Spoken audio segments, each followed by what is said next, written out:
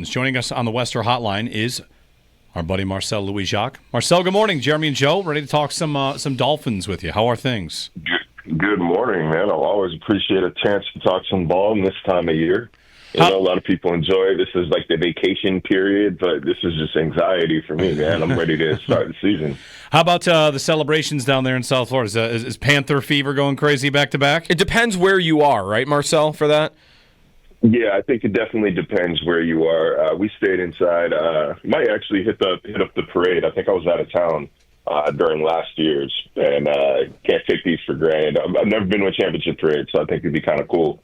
But it's peaceful for now. You know, I think there's this conception that South Florida doesn't care about hockey, and I don't know that I would go that far. I think South Florida is proud of the Panthers, but it certainly is different than if like the Heat win the championship or if the Dolphins win a championship. But it doesn't mean that people don't care, but they definitely would care more about the other teams. Yeah. How much of that is also like Broward County, right, in Fort Lauderdale? Like, is it? Can you notice a big difference if like you're in Fort Lauderdale, how many Panther fans there are, or how much they care versus if you're actually like in the heart of Miami? Yeah, 100%. So like when they lost to Vegas 2 years ago, I think I was still living in downtown Miami, and I didn't see, hardly any mention of them, of the Panthers, of the Stanley Cup, of anything. But last year when I was in Fort Lauderdale, Las Olas Boulevard had banners and lights and stringers, and you were aware that it was going on. They brought the cup to Elbow Room too, right? Yeah, but the practice facility is also in Fort Lauderdale, like in the heart of Fort Lauderdale. The stadium is in the cut of Broward County, man. Like it goes stadium, Everglades, like bang bang. Like there's no separation. You can see the swamp from the stadium. So they put it pretty far away from Miami proper. But yeah, Broward County cares with 100%. Yeah. Marcel, of course, covering the Miami Dolphins down there. Marcel, what kind of year are we in for Miami? It feels like Bills fans look at this team the same every year. The fates have kind of been the same for the last few seasons. But this one strikes me as odd. Talk of culture changes, and I guess the first question is, like, have there been the kind of changes that usually lead to a team talking about culture changes? Well, we haven't necessarily seen it, and that's not to say that they haven't happened. What Samuel say, the absence of evidence is not the evidence of absence, right? We just haven't been in the locker room yet. But all the guys, they talk about it almost incessantly. Coaches talk about it incessantly. But we haven't gotten specifics. You know what I'm saying? Like, we keep hearing culture change. Yeah, we're changing. Yeah, we're doing this. But, like, I don't really know what yet because we haven't had that like one-on-one time, that inside time in that locker room in the facility. But they swear that there have been, as Mike said, some certain non-negotiables that have been agreed upon. Tua came out and said basically, hey, we talked and we said, aren't you guys tired of the same thing happening every year? Then yeah, let's do something different. One little snippet of a change that we've heard is that they've been spending a lot more time together outside the facility, which is something that we were told they were doing last year. And Bradley Chubb told us straight up, yeah, we were lying last year. Like we tried to, but we weren't really about it like we have been this year. And good for them if the culture is changing, if they are spending more time together, if good for them. That's fine. But my first question is always going to be, this is year 4 of the program, man. Like, why are all these things happening now? Why are these certain non-negotiables happening now in year 4 instead of in year 1, year 2? But whatever, better late than never, right? Best way to get out of a hole is to stop digging. Right. And with the same coach, like, I don't know how much of it is, well, let's hear this in the season, right? Like, easier to do it maybe in the spring, shift the culture in this way, or do you feel like it should be taken seriously? And the coach part of it too, like that's always the first thought I have is kind of what you just said is, well, you usually hear stuff like that after you make a coaching change or something significant, and they've made some player changes that maybe could be this, but I don't know. I wonder if I should take it seriously with a lot of the same key pieces. Yeah, there are a lot of the same key pieces. A notable absences. Kendall Fuller is gone, but he hadn't been there long enough to make an impact one way or another. And wasn't enough of an impact player too. Javon Holland is a pretty notable departure after this past year. Still, I don't know if he is a driving force behind the culture or not. I don't know if I would call him that. They are actively trying to trade Jalen Ramsey, but when you think of the problem children, for lack of a better term, the problem child in the room, you might be looking at a certain wide receiver on the other side of the ball who took himself out of the game in Week 18 last year.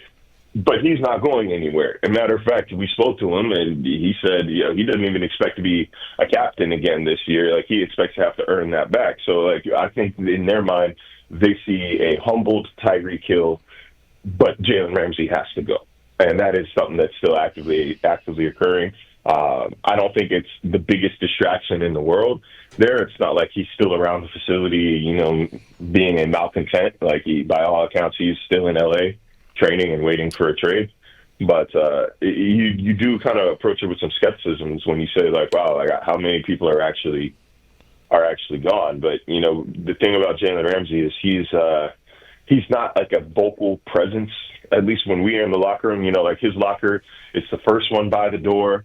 He can slip in, slip out at will. He wasn't frequently, kind of like Jordan Poyer, he wasn't really seen with other guys in the locker room. He usually kept to himself in that locker room, at least when media was in there for that 40, 45 minutes. But because he's Jalen Ramsey, it's like a magnetic personality, right? When he is fired up about something, you're going to be fired up about something. When he is upset and moody or, not showing up on time, it just sets the wrong example. It sends the wrong message, and it kind of trickles down by osmosis. So I think at least that's how the Dolphins feel. If with him gone, I think they do see that as a major personnel change. How ugly did it get with Hill at the end of last year? With all this being said, did you think they were maybe heading for a divorce because of taking himself out of the game, and maybe there was more going on otherwise? Actually, I did, because there have been.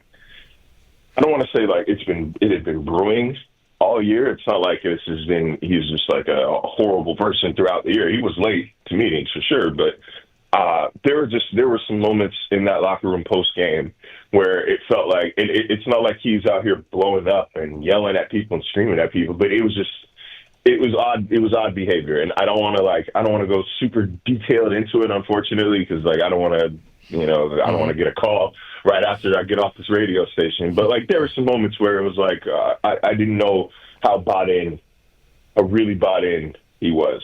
There were some, and then of course the Jets game was the Jets game. But if obviously he's frustrated, he had never missed the playoffs before.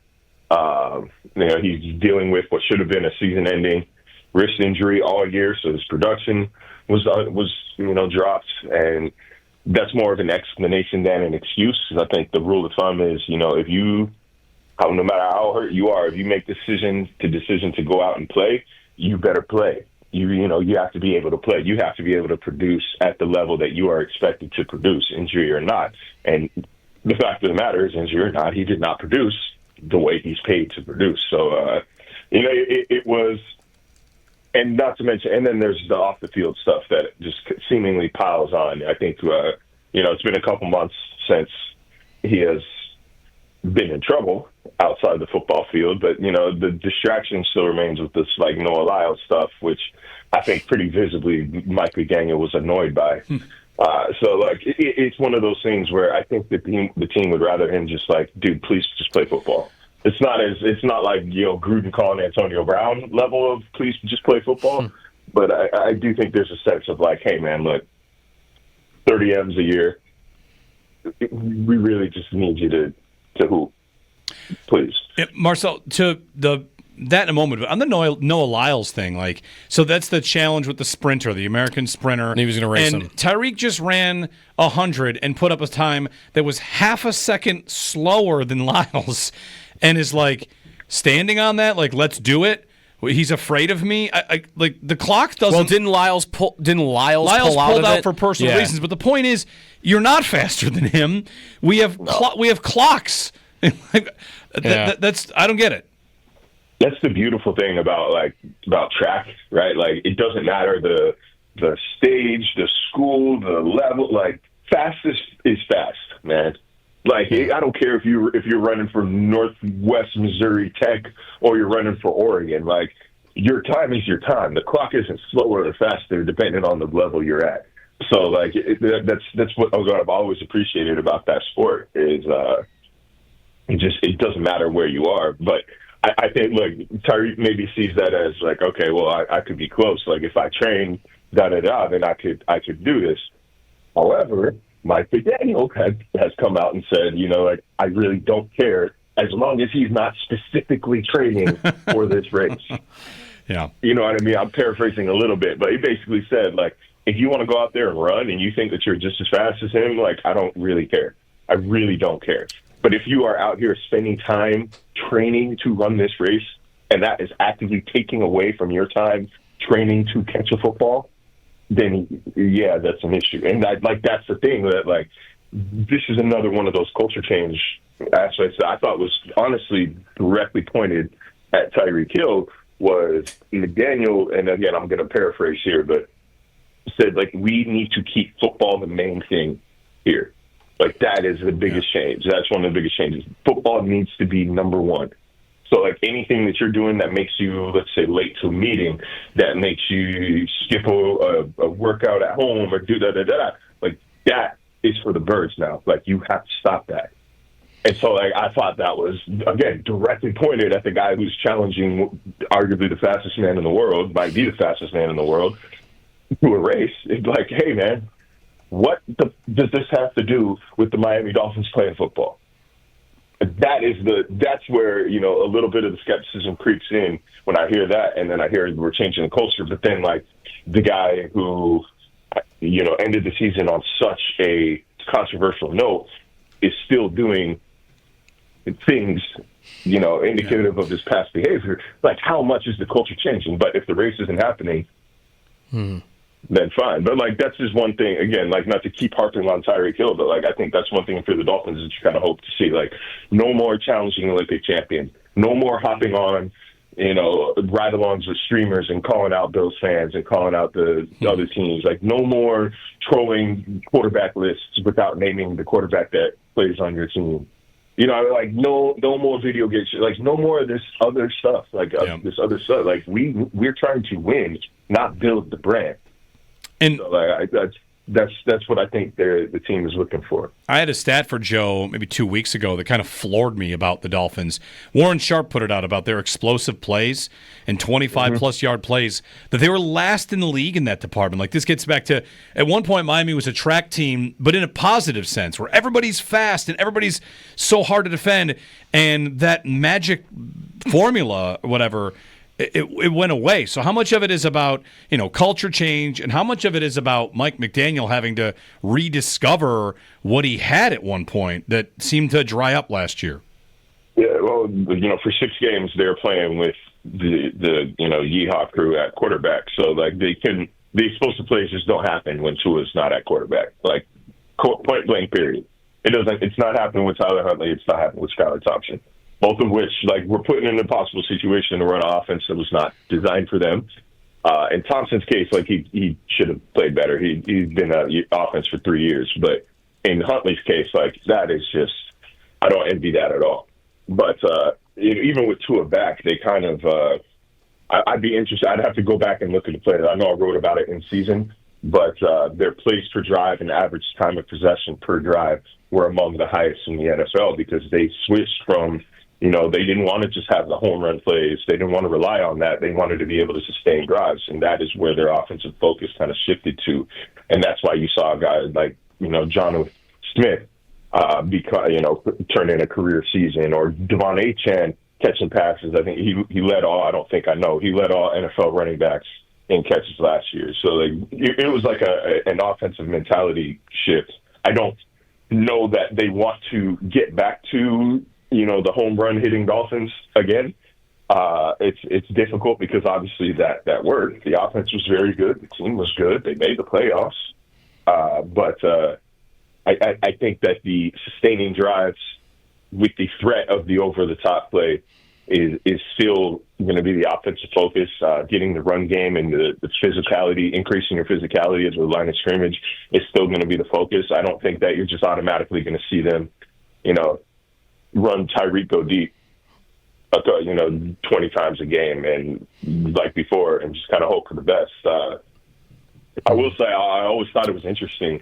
Nobody talks about it because in that interview, you remember that podcast that Tua did with Dan Le Batard last summer? Mm-hmm. Yeah. When he discussed Brian Flores, like that was the focus for everybody. Everybody wanted to talk about that. Nobody talks about the little nugget he sprinkled in there about how in 2023 they force-fed Tyreek because they wanted him to get 2,000 yards. Like they forced it. It was an internal goal to get Tyreek to 2,000.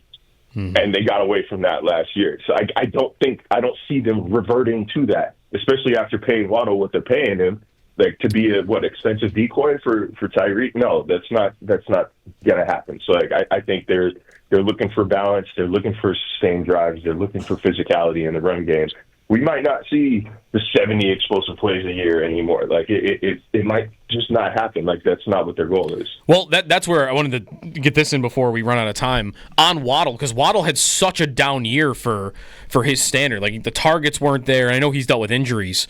But if here we are talking about sustained drives and Jonnu Smith leading the team in catches and Achane leading running backs, what is Waddle's place on this team even after Hill is gone? Because when I think of him, I'm usually thinking of those, downfield. I've got a stat sheet open. He led the league in yards per reception 3 years ago. So what is his role, I guess, going forward then if that's how they want to play offense?